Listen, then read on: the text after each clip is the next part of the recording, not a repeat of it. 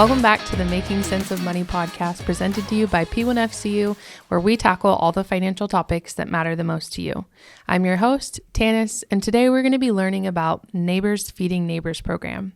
Joining me is the owner of Lewiston's Grocery Outlet, Carlo Montebon, and P1FCU's Community Development Specialist, Jason Halstead.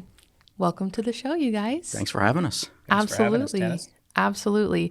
Jason, can you start by telling us about Neighbors Feeding Neighbors and how it started? Yeah, absolutely. Really, this is one of my favorite things that we do every year. I mean, it's really helping people out. So what our Neighbors Feeding Neighbors campaign basically does is we'll have community members nominate families, single people, whoever anybody thinks are in need.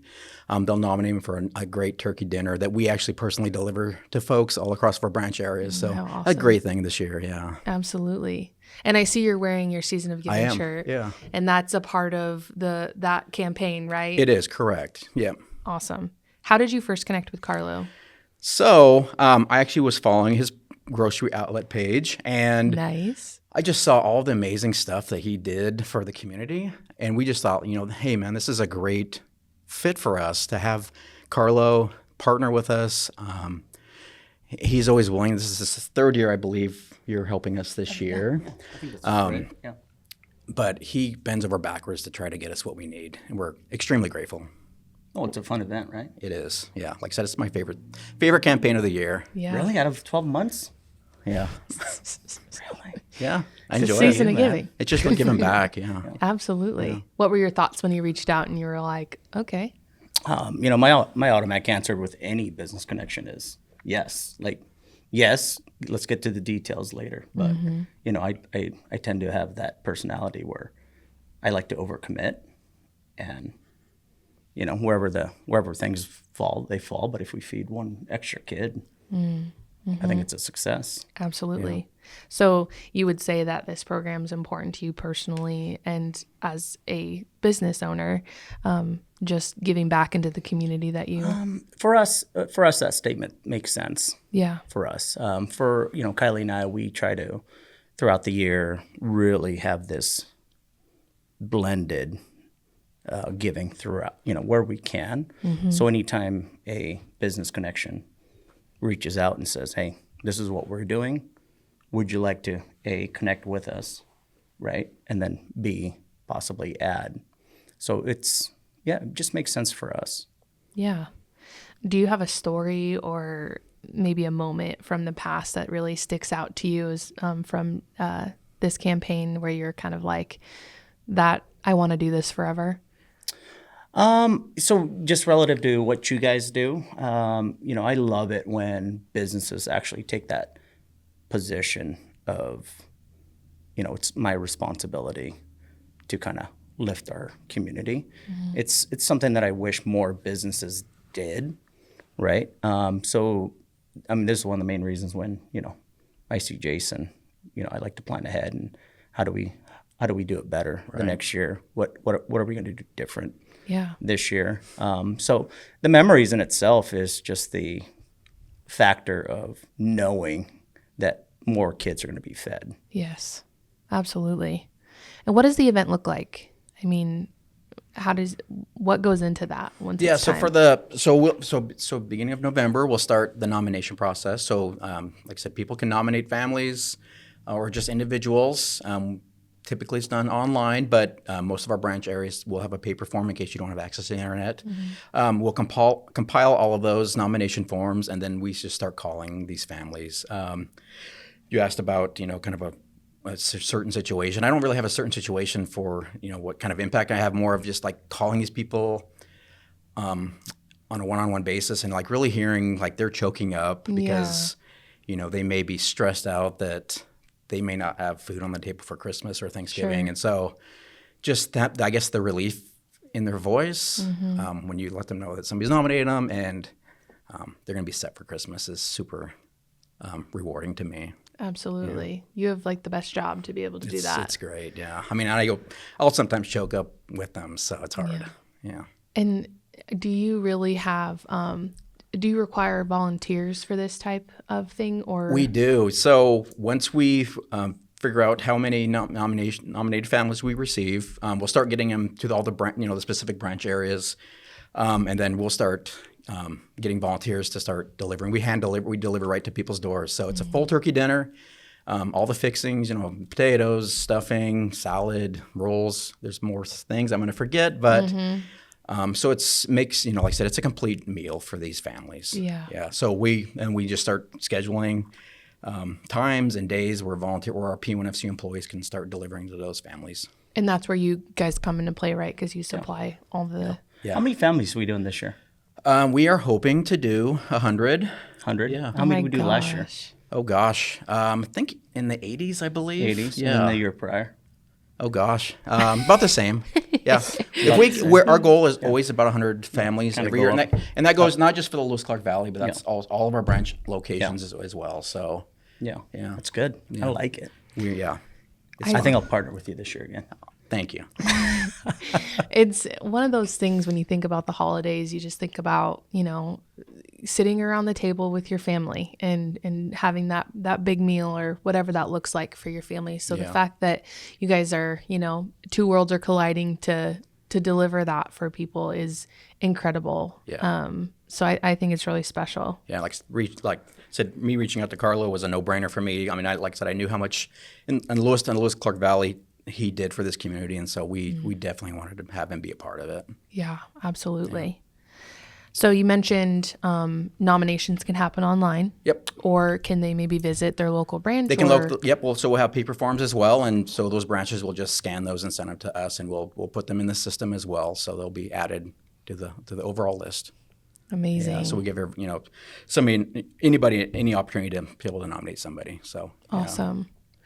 Do you guys do anything at the grocery outlet that's similar to this, or something around those lines? We do throughout the year. We don't often advertise when we do families. It's not something sure. In the past, we've had this kind of roller coaster ride with our community outreach. When we first started out, we did zero. Advertising, and then one of our advisors were like, "Hey, what is that? You're already spending X amount of money. You should really get your community behind you." And then Kylie and I were just like, "It's not really why we want to do it." So then we slowly started doing it, and then we kind of pulled back a little bit more. But yeah, we'll do Christmas. We'll give away toys to underprivileged homes that we do on the down low. We just send out a thing and say, "Hey, just let us know how many kids, genders, age group, and then we'll just make small baskets." Yeah. Prior to you guys partnering with me, we actually did turkey dinners where we had people email us families, and we just did the turkey dinners for them. So this was kind of like a great coincidence because we went from supplying 25 to 50 to now we can do.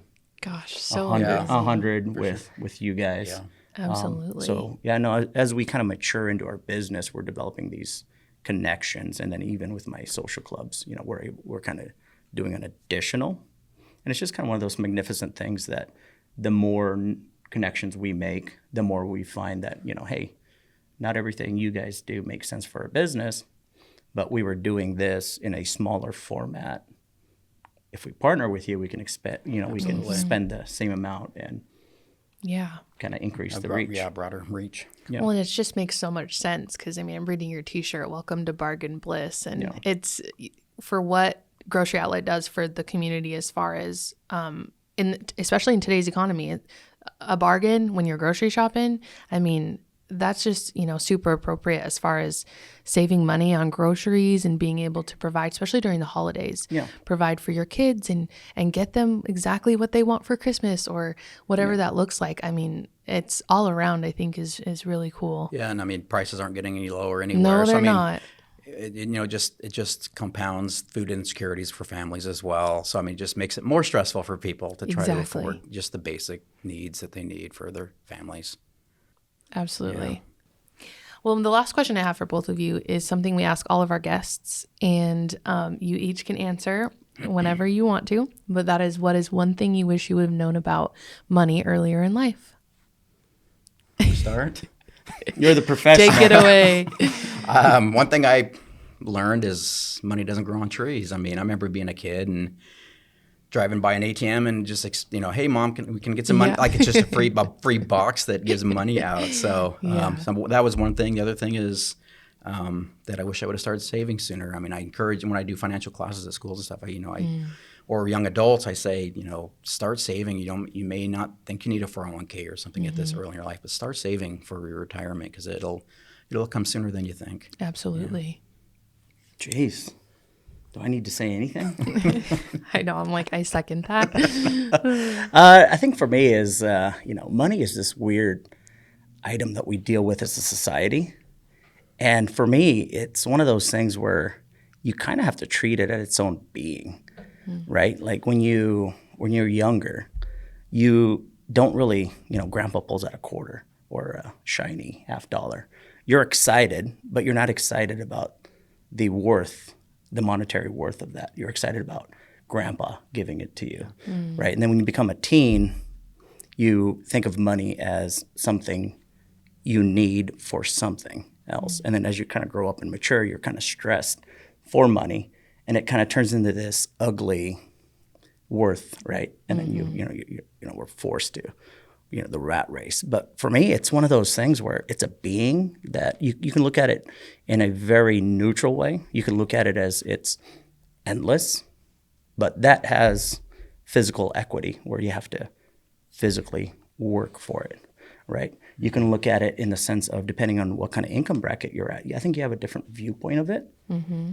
But for me overall, it's just this weird being in itself. Yeah. That it's, depending on who you are, what you are, it's kind of just a funny item.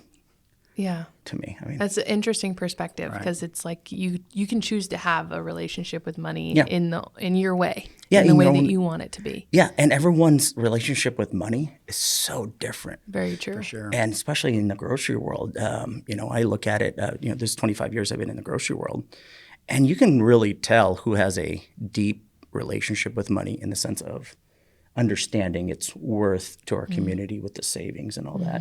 And then you can tell who has more of a freer lifestyle where they just, it's money, I need it for something, but it's not important to me, right? And then you have, the younger, you can tell when a family's just kind of it's just starting and slowly maturing. And then you can tell like, okay, they're watching their pennies, right? Yeah. They're watching their dollars. So yeah, it's kind of a very fascinating question. Yeah, for sure. I should have watched the podcast through and through so I would have had a more educated answer. No, that's a great perspective because you can only imagine, we probably get a lot of the same answers. So that's a new one, honestly, a relationship with money. You can have whatever kind of relationship with money that you want.